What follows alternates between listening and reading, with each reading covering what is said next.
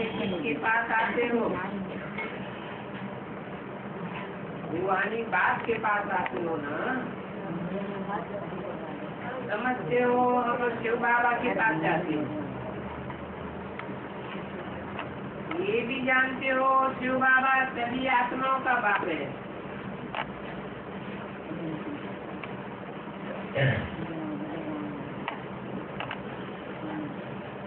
आत्माओं का बाप है, जीव आत्माओं का बाप नहीं कहेंगे।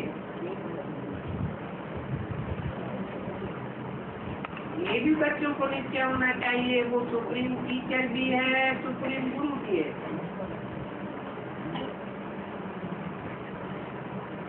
सुप्रीम को परम कहा जाता है, परम पिता, परम टीचर, परम सदगुरु।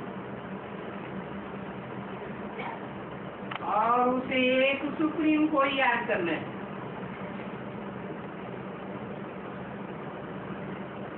नजर से नजर मिलाते हैं ना, जो चीज नजरों से देखी जाती है वो याद तो आती है ना। गायन भी है, नजर से निहाल किंदा प्यारा सदगुरु, उनका भी अर्थ चाहिए कि नजर से निहाल किसको किया। जरूर सारी दुनिया के लिए कहेंगे, क्योंकि वो सर्वथा सदगति दाता है।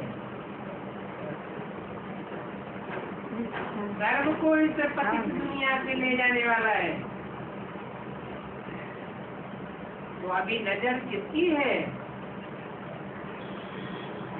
क्या ये आंखों की नजर है? नहीं,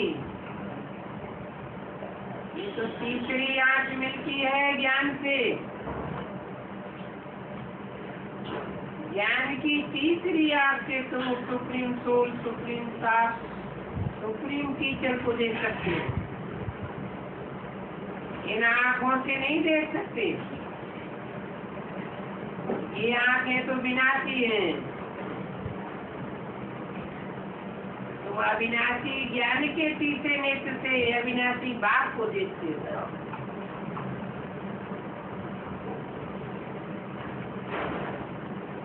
इससे आत्मा जानती है ये हम सभी आत्माओं का बाप है।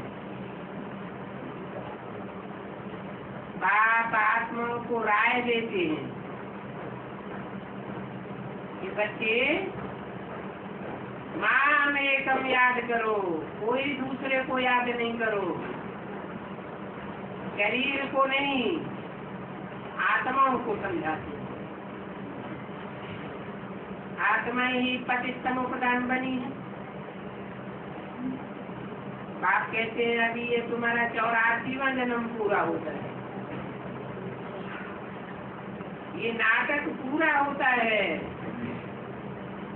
और पूरा होना भी चाहिए जरूर। ये दुनिया हर कल्प पुरानी तो नहीं बनती,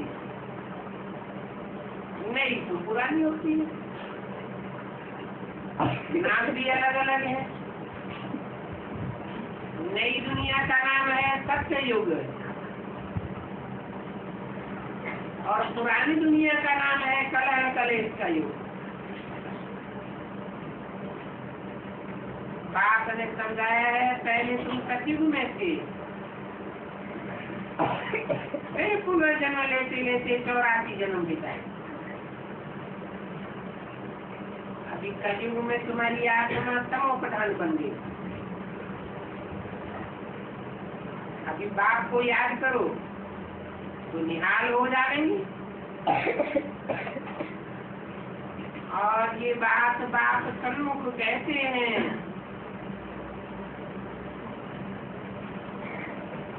नजरों की निहाल होने की बात सन्मुख की है। कैसे मेरे को याद करो, देखो कौन कहते हैं, परम पिता परमात्मा बाप कहते हैं। बच्चे आत्मा में आत्मा अभिमानी बनो, ये अभिमानी ना बनो। आत्मा अभिमानी बनो, मेरे में तुम नजर लगाओ, मैं तेरे में नजर लगाऊं और तुम मेरे में नजर लगाओ, तो नजरों के निहाल हो जाएंगे। ऐसे ऐसे बाप को याद करते रहो, इसमें कोई तकलीफ की बात तो नहीं है। आत्मा ही पढ़ती है, आत्मा ही पाठ बजाती है, फिर कोई पाठ रिपीट करना। 84 जन्मों का पाठ बजाते बजाते सीढ़ी उतरते उतरते हमारी आत्मा पक्ष बनी। अभी आत्मा में कुछ भी दम नहीं रहा। अभी कहेंगे तुम निहाल नहीं हो, कंगाल हो। निहाल कैसे बनेंगे? नजरों के निहाल ये भक्ति मार्ग के अक्षर हैं। इस पर बाप बैठ समझाते हैं। वेदों, शास्त्रों, चित्रों आदि पर भी समझाते हैं। नए नए चित्र भी बनवाते हैं। जो ज्ञान उनमें है उस पर चित्र बनाते हैं। कैसे बनाती है तो बच्चे समझ चित्र बनाया है श्रीमत पर। आसुरी मत पर तो अनेक ढेर के ढेर चित्र बने।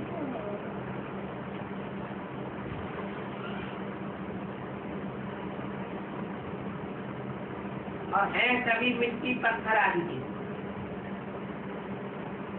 जो चित्र आसुरी मत पर बनाए हैं उनका आसुरी कुछ भी नहीं जानते। आप आकर सभी बच्चों को समझाते हैं ये पढ़ाई है भगवानवाद, तो भगवानवाद की कॉलेज हो गई। स्टूडेंट जानते हैं ये फलाना टीचर है। यहाँ तुम बच्चे भी जानते हो ये बेहद का बाप पढ़ाते। जो बाप एक ही बार आकर के ऐसी वंडरफुल पढ़ाई पढ़ाते। तो पढ़ाई और उस पढ़ाई में रात दिन का करते।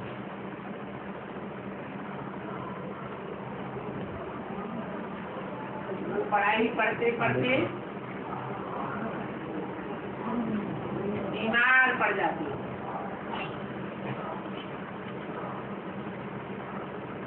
रात में चले जाते हैं।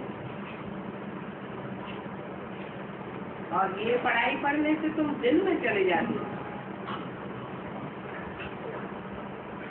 आसुरी पढ़ाई से दुर्गति होती है, ईश्वरीय पढ़ाई से सदगति होती है।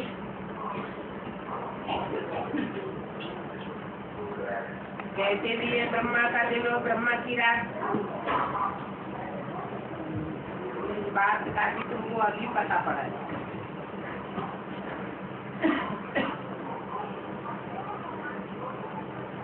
अब होता है ब्रह्मा का दिन जब ब्रह्मा की तन में बाप प्रवेश करते हैं,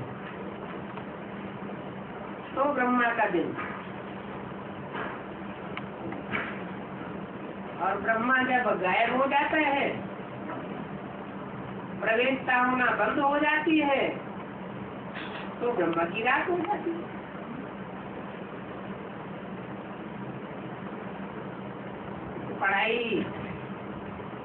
पढ़ाई में देखो कितना अंतर है। इसमें तो बाप साफ बात बताते हैं, आत्मा जब पवित्र होगी तब ही दिव्य गुणों की धारणा होगी, शक्तियां धारण कर सकेंगी। कहते हैं ना, शेरनी का दूध सोने के बर्तन में ठहरता है, नहीं तो फोड़ करके निकल जाता। ये ज्ञान भी शेरनी का दूध है। तुम बच्चे जानते हो, हम अभी सोने का बर्तन बन रहे हैं। हमारी बुद्धि रूपी बर्तन सोने का बन रहा है। होंगे तो मनुष्य ही, परंतु आत्मा को संपूर्ण पवित्र बनना है। 24 कैरेट सोना बनना है। सोना पहले 24 कैरेट था, अभी 9 कैरेट का हो गया। आत्मा की ज्योति जगी हुई थी, वो बुझ गई है। एकदम सारी ज्योति नहीं बुझ जाती, कुछ न कुछ थोड़ा रहता है। जैसे कोई मरते हैं तो उनके लिए दीवा जलाते हैं ना, कहीं दीवा बुझ न जाए। यहाँ शूटिंग पीरियड में भी बहुत मरते रहते हैं। अभी अभी बाप के बने निश्चय बुद्धि हुए, बाप कहते हैं याद का घट दीवे में रोज डालते रहो, ज्ञान की बात ही डालते रहो। ऐसा न हो ये दीवा बुझ जाए। तो रोज मुरली सुननी चाहिए ना, भक्ति मार्ग में फिर डालते रहते, इससे ज्योति जगी रहे। वो तो अल्पकाल की बात है, ये है बेहद की बात। तुम आत्माओं की अभी ज्योति जगी हुई है। ज्योति जगी हुई वालों में और बुझी हुई वालों में बहुत फर्क होता है। जिनकी ज्योति जगी हुई होगी उनकी निशानी क्या होगी?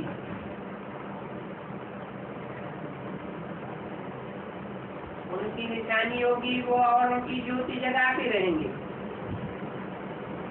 और जिनकी ज्योति बुझी हुई है वो औरों की ज्योति कैसे जगावेंगे?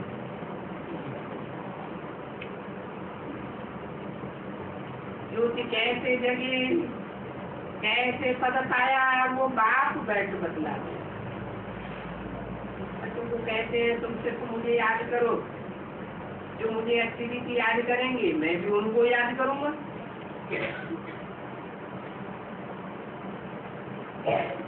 ये भी बच्चे जानते हैं।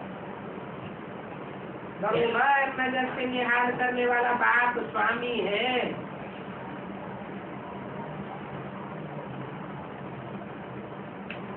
इनकी आत्मा भी निहाल हो जाती है। इनकी ब्रह्मा बाबा की, जैसे तुम्हारी ज्योति बुझ गई थी वैसे इनकी भी ज्योति बुझ गई थी। ज्योति बुझते बुझते लीक जाकर रहती है। इसकी ज्ञान चंद्रमा ब्रह्मा की है, तुम सभी परवाने हो। उनको समाधि कहते हैं। कोई तो परवाने डेली पहनने के लिए आते हैं और कोई तो अच्छी रीति से पहचान लेते हैं और फिदा हो जाते हैं, जी से जी मर जाते हैं। दुनिया के देह के संबंधों से अपने को मार देते हैं। 5-5 अर्थी वाली के पीछे कोई ऐसे परवाने होते हैं जो आते हैं और फिर पहन के चले जाते हैं।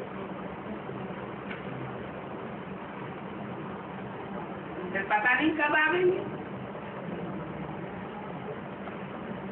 चले जाते हैं। तो इसका संगम युग का सारा दायित्व है। 3 तरह के परवाने हैं। एक आते हैं और तुरंत दान महाकल्याण, तुरंत स्वाहा हो जाते हैं। दूसरे आते हैं, डेली पहन करके चले जाते, चक्कर काटने वाले। और तीसरे आते तो हैं, फिर दोबारा कभी आते हुए देखे नहीं जाते, गए तो गए।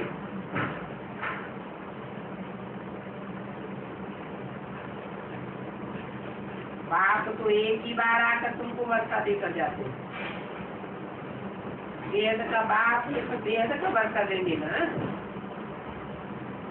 हद का वर्षा तो नहीं देंगे।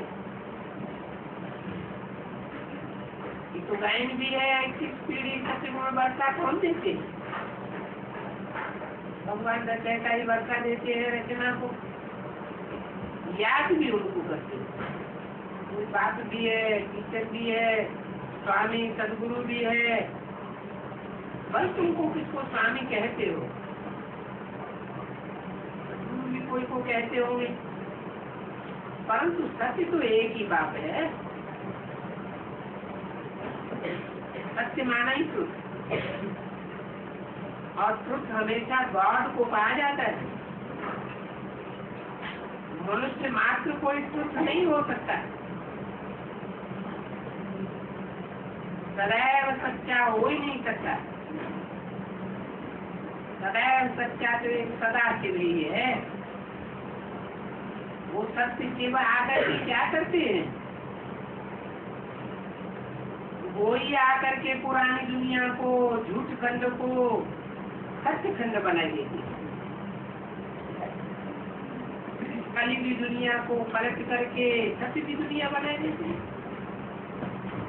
दूसरा तो कोई बनाए नहीं सकता। आते तो हैं बड़े बड़े महान, लेकिन दुनिया तो नीचे गिरती चली जाती। जो सत्य खंड था वही अभी झूठ खंड बन गया है। अभी सत्य खंड में जाने के लिए हम पुरुषार्थ कर रहे हैं। तो सत्य खंड था अभी नहीं है, फिर हम पुरुषार्थ करते हैं। जो सत्य खंड था तो बाकी इतने सब खंड थे नहीं, एक ही सत्य खंड था, और ये भारत ही सत्य खंड था, और दूसरे धर्म खंड थे ही नहीं। वहाँ ये सभी धर्म खंड होते ही नहीं, ये सभी पीछे आए हैं। सत्य खंड का तो किसी को पता ही नहीं है। बाकी जो अभी खंड है उनका तो सभी को मालूम है। अपने अपने धर्म के स्थापक को भी जानते हैं। बाकी सूर्यवंशी चंद्रवंशी को और ऐसे संगमगी ब्राह्मण कुल को कोई जानते ही नहीं है।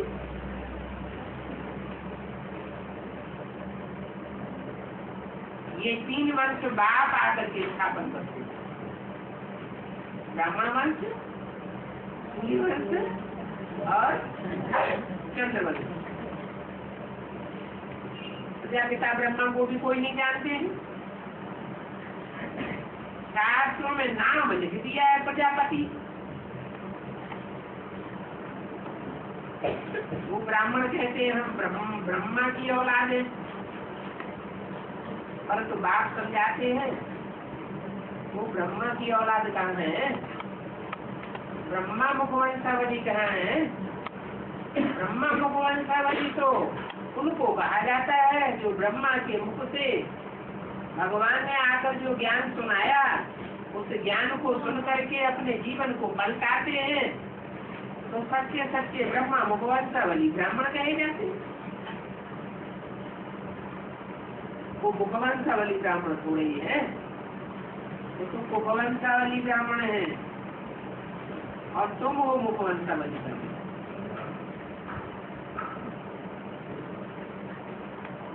वो कोख में खेलते, कोख माने गोद,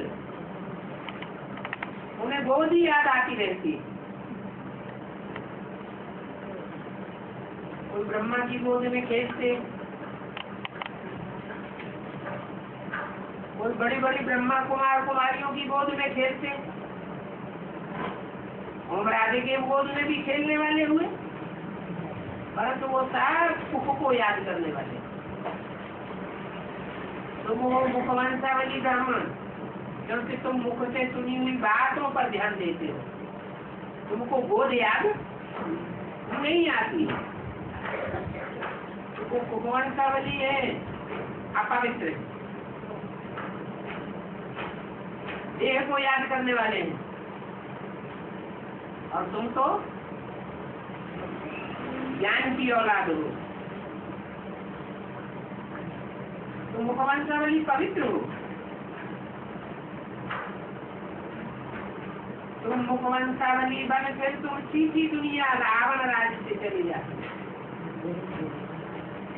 क्योंकि वहां तो रावण राज्य होता ही नहीं है। अभी तुम चलते हो नई दुनिया में, उनको कहते ही है 22 वर्ड। 22 माने विकार, विकारों का वहां नाम निशान नहीं होता। विकार माने विपरीत कार्य,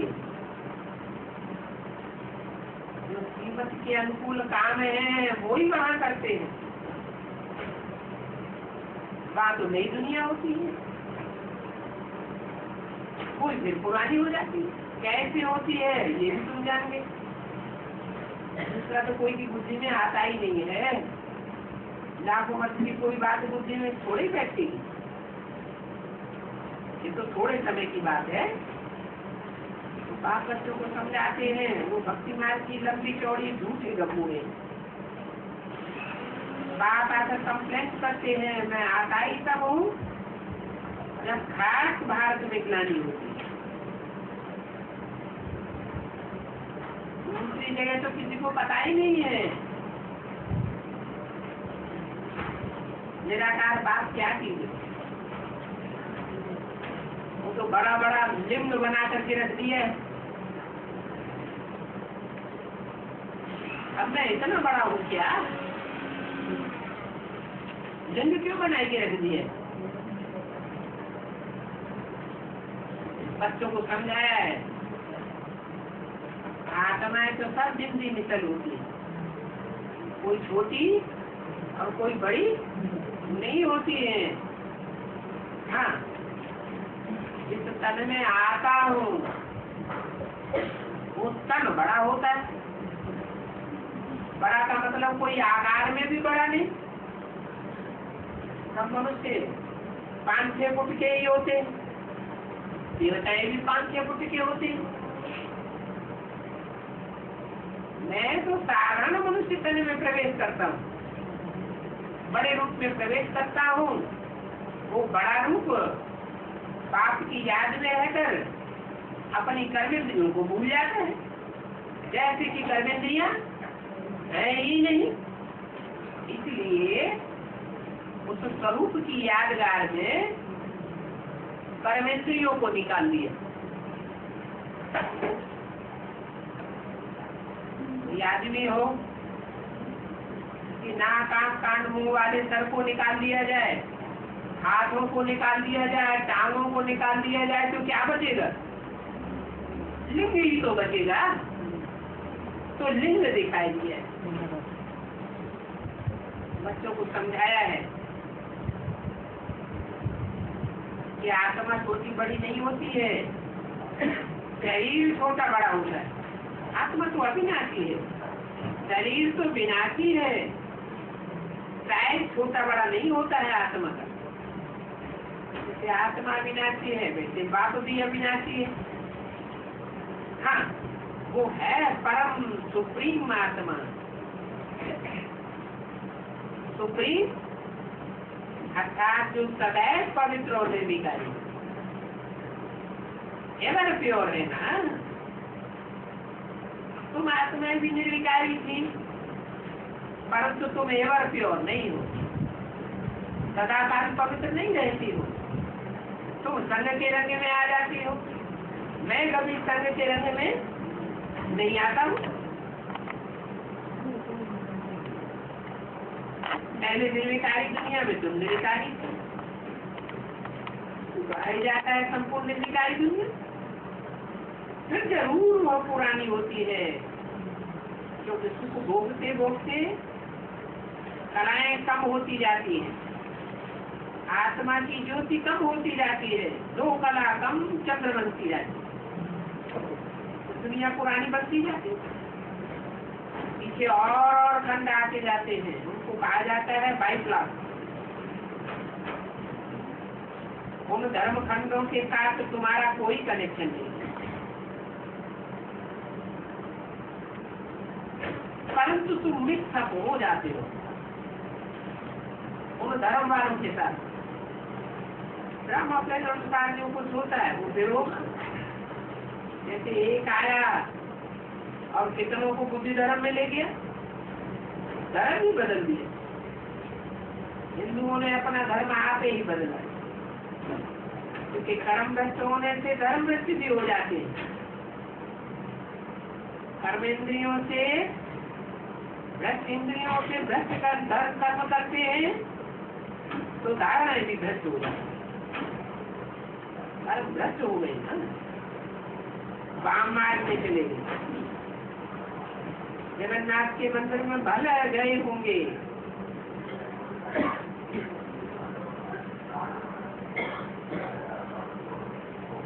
परंतु कोई को ख्याल नहीं आता है। खुद भिखारी है तो उन लोगों को भिखारी के रूप में देखते हैं। उनको पता नहीं पड़ता है ये भिखारी चित्र जगन्नाथ के मंदिर में क्यों बनाएंगे। ये नहीं समझते हैं कि ये देवताएं फिर वाम मार्ग में गए, उनके चित्र बैठ बनाए। देवी देवता नाम तो बहुत अच्छा है, और हिंदू तो हिंदुस्तान का नाम है, वो फिर अपन को हिंदू कह देते हैं। कितनी भूल है। ये बात कहते हैं ज्यादा धर्म से बात तो भारत में ही आती है, ऐसे तो नहीं कहते कि मैं हिंदुस्तान में आता हूँ।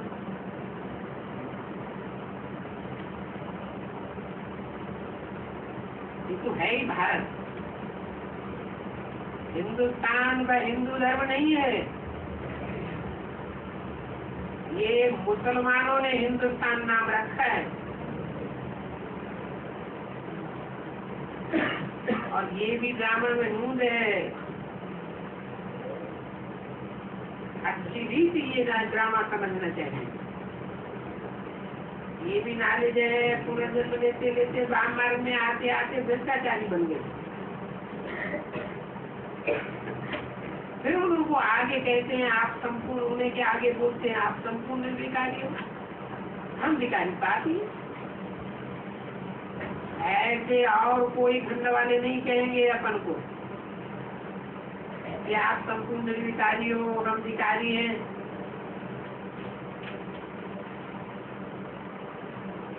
अपनी ग्लानि अपने आप मुक्ति व्यक्त करते हैं। 5 मिनट तो अच्छी करती है। कहते हैं मुझे निर्गुण आर्य में कोई गुण नहीं। और खंडों में ऐसे कहते कब सुना नहीं होगा। सिख लोग हैं, बल ग्रंथ के आगे बैठते हैं, परंतु ऐसे नहीं कहेंगे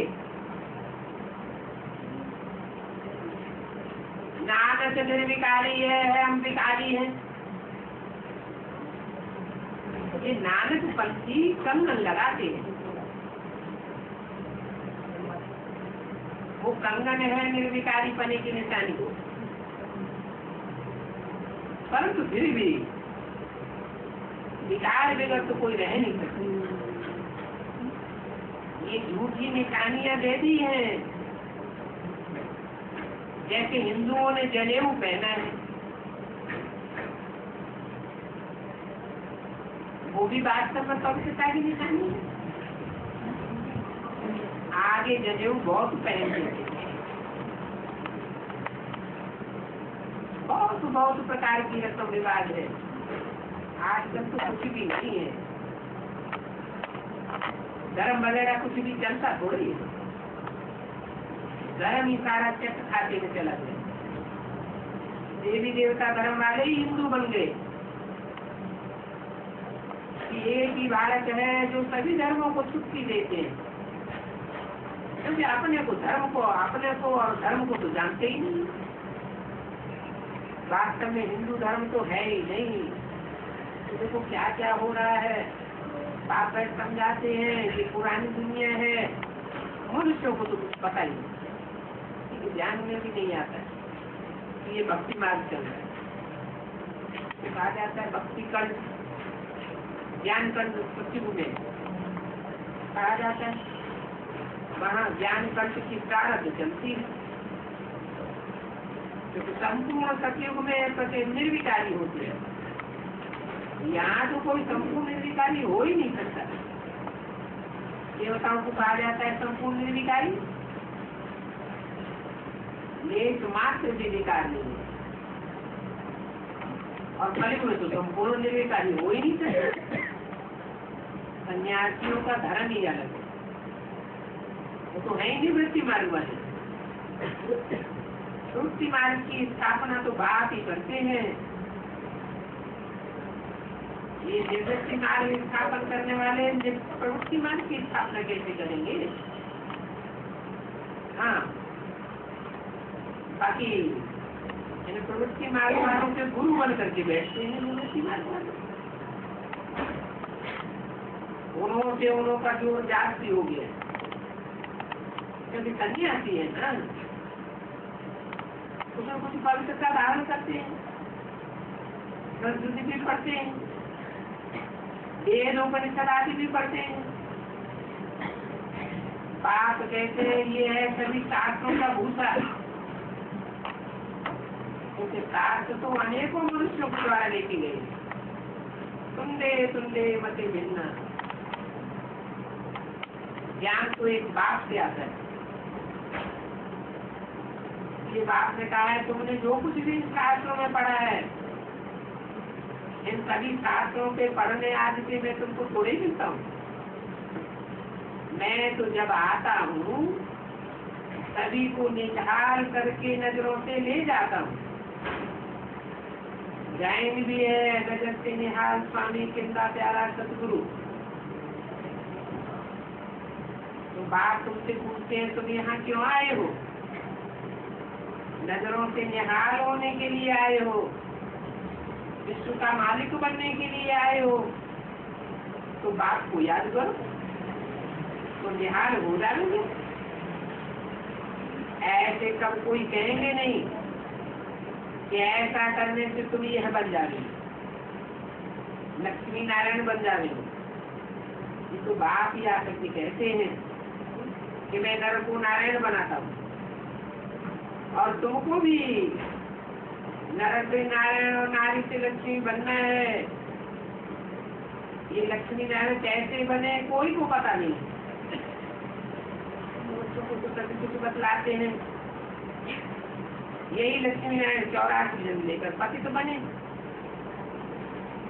फिर तुमको ये बताने के लिए आया हूँ, बनाने के लिए भी आया हूँ। तो बाप तो बड़े बाप अपना परिचय भी देते, नजर से निहाल करने वाला है। ये किसके लिए कहेंगे? वो गुरु लोग तो ढेर के ढेर हो गए। ये अबलाएं माताएं भी कितनी भोली हैं। बाप कहते हैं तुम सभी भोलेनाथ के बच्चे हो। भोलेनाथ कोई शंकर को नहीं कहा जाता है। शंकर की तो बात ही नहीं है। कौन है भोलेनाथ? शिव बाबा। कभी ऐसे नहीं कह देना चाहिए शंकर भोलेनाथ। क्या कहा जाता है? वैसे भी है शिव शंकर भोलेनाथ, शिव शंकर भोले भाले। शिव नाम पहले, शंकर नाम बाद में, और भोले पहले और भाले बाद में। तो भाला कौन हुआ और भोला कौन हुआ? भोला हुआ शिव, और भाला के रूप में कांटा लगाने वाला हुआ शंकर। सारी दुनिया को खलास कर देते हैं। उनको भोला कहेंगे। आंखें खोली और विनाश हो जाए, इससे तो अच्छा ये सोते ही रहे। अगर इनकी आंख खुल गई तो सारी दुनिया का संहार हो जाएगा। तो ये भोलापना है क्या?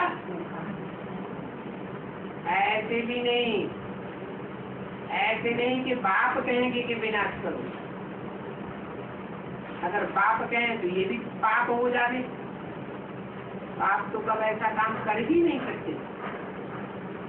विनाश तो कोई चीज से ही होगा ना, अपने आप विनाश कैसे होगा? तो बाप ऐसा डायरेक्शन नहीं देते कि विनाश करो। ये तो सभी साइंस निकालते रहते हैं। ये भी आखिरी विचार है उन्हों का, एटम बम बनाओ दुनिया को धमकाने के लिए, डराने के लिए। अब बाप को बताते हैं अपने कुल का आते ही विनाश करते बांधे हुए हैं, ये छोड़ नहीं सकते बनाना। उन्हों की भी ये बामबाजी बनाने की बड़ी भारी आजीविका है, बहुत पैसे कमाते हैं और नाम कितना होता है। एरोप्लेन में मून आदि में जाते रहते, फायदा तो कुछ नहीं। चाहे मंगल में जाए, चाहे मून में जाए, चंद्रमा में जाए, फायदा तो कुछ भी होता नहीं। तुम बच्चे जानते हो, देखते हो, बाप भी तुम्हारी आत्मा को देखते हैं। ये शरीर तो विनाशी, आत्मा विनाशी। इस हालत में तो आत्मा अभिमानी बनना चाहिए। मीठे मीठे बच्चों, तुम भी बाप से नजर लगाओ। ये आत्मा अपने बाप को याद करो तो तुम याद नजरों से निहाल हो जाएंगे। बाप कहते हैं जो मुझे याद करते हैं मैं भी उनको याद करता हूँ। जानता हूँ ये याद करने वाले मेरे ही बच्चे हैं और मैं महात्माओं को ही याद करता हूँ जो उनको जाति याद करते हो वो भी याद करते हैं। याद से याद मिलती है तो उनको बल मिल जाता है। यहाँ कभी बैठे जो निहाल हो जाएंगे वो जरूर लक्ष्मी नारायण जैसे बनेंगे। कोई राजा बनेगा, कोई साहूकार प्रजा बनेगा। बाप तो सभी की चलन को जाने, बाप को याद नहीं करते हैं तो बाबा उनको कैसे याद करें? गायन भी है याद करो तो मैं भी याद करूँ। और संग तोड़ो एक संग जोड़ो। एक है निराकार, आत्मा भी तुम्हारी निराकार है। अभी निराकार बाप कहते हैं एक को याद करो। तो खुद ही कहते हो पतित पावन, उसको याद करो। पतित को याद करो या पावन को याद करो या दोनों को याद करो। पतित पावन बाप कहा जाता है। क्या कहा जाता है? पतित पावन क्यों कहते हैं? दोनों क्यों कहते हैं उसको? पावन बाप कहे ना, पतितों को पावन न बना ले तो उसे याद कौन करेगा?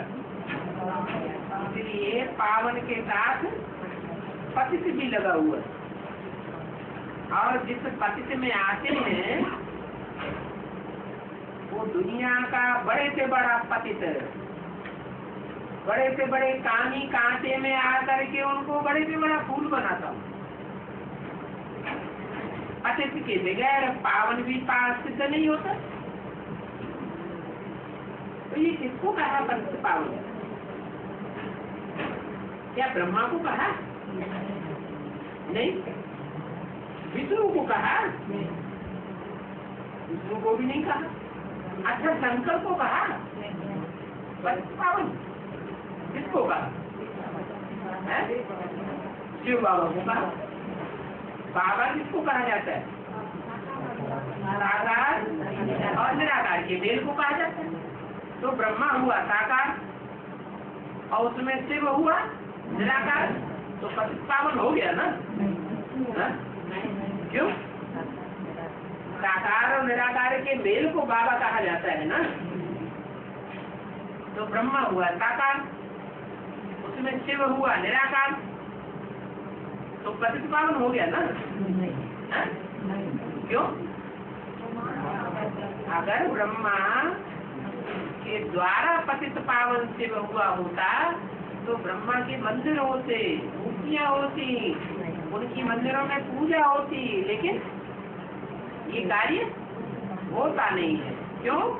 क्योंकि ब्रह्मा के द्वारा भल मुरली चलाई, लेकिन उस मुरली को ब्रह्मा ने खुद ही समझा नहीं, कि मर्म को जाना नहीं। उन्होंने बाप के साकार और निराकार रूप को पहचाना नहीं। तो न ब्रह्मा को कहेंगे, न विष्णु को कहेंगे, न शंकर को कहेंगे। पावन तो एक ही स्वरूप है, वो कभी पुनर्जन्म में नहीं आते।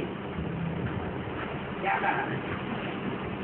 एक होता है हद का पुनर्जन्म और एक होता है बेहद का पुनर्जन्म। बेहद का पुनर्जन्म क्या होता है?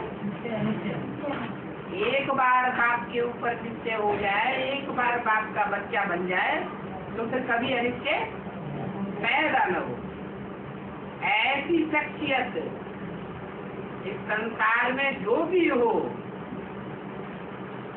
एक बार बाप को पहचान लिया तो कभी भी ये निश्चय बुद्धि न बने। उसी के द्वारा बाप पतित पावन बन संसार में प्रत्यक्ष होते हैं।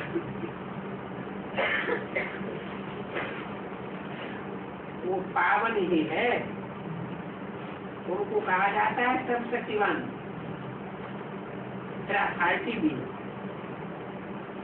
इस अथॉरिटी शब्द का भी कोई अर्थ नहीं समझते। बाप कहते हैं मैं ही सत्य के आदि मध्य अंत को जानता हूँ, और जो भी साक्षात है सभी को जानता हूँ। 5 महीने तो शक्तिवानी का चौथा भी ये सन्यासी लोग फिर अपन को अथॉरिटी समझते हैं, परंतु वो तो सिर्फ शास्त्रों की अथॉरिटी है, इसलिए उनको टाइटल्स भी मिलते हैं। बाप को तो पहले से ही टाइटल मिला और वह कोई पढ़कर के थोड़े ही टाइटल लेते हैं। सर्वशक्तिवान का टाइटल उनका तो है ही,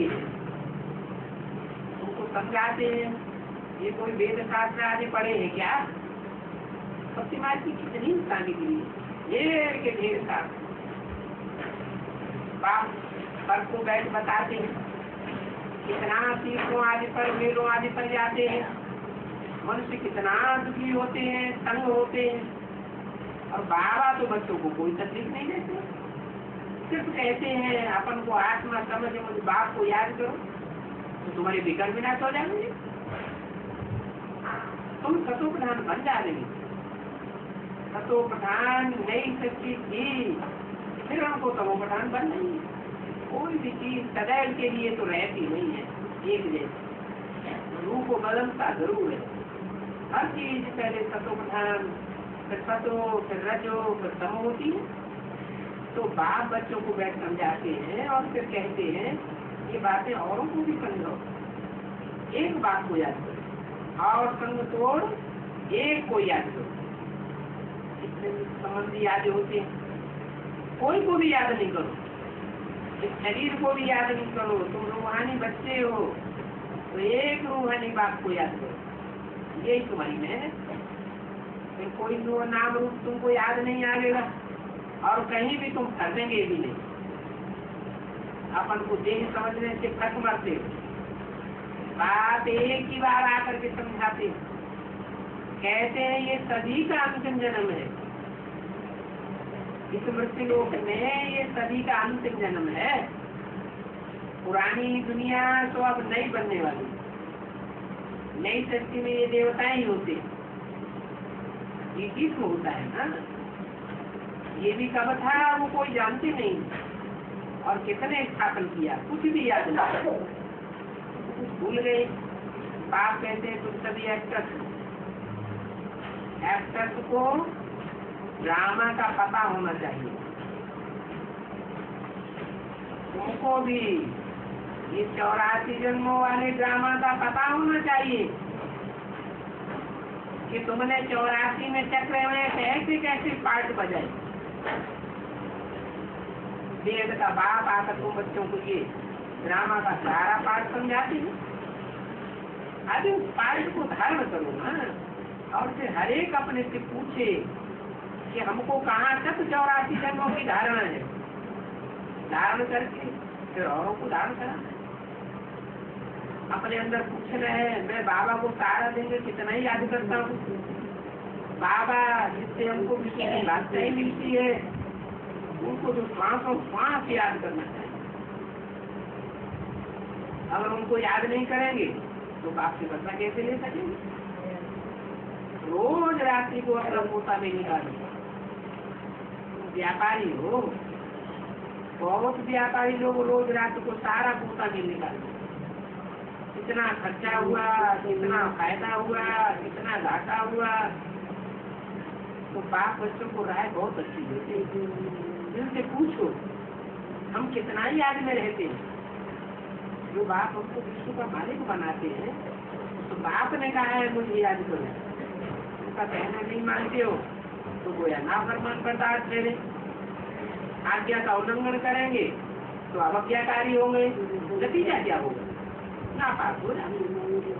अभी नहीं समझते हो तो आगे चल करके समझ लेंगे, आगे चल करके करना पड़ेगा। नहीं तो अपनी अवस्था कैसे समझ सकेंगे। ये तो समझना अच्छा ही है।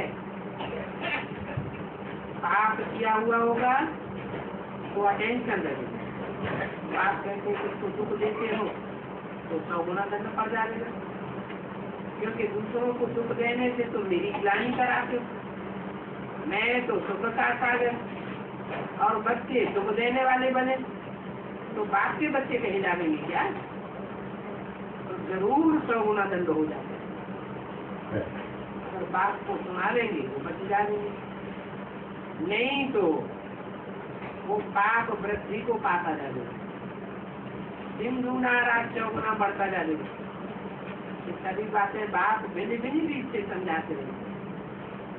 बहुत सी बिलिमिट बाप है, उनको याद करने से तुम्हारी विकल्प विनाश होंगे।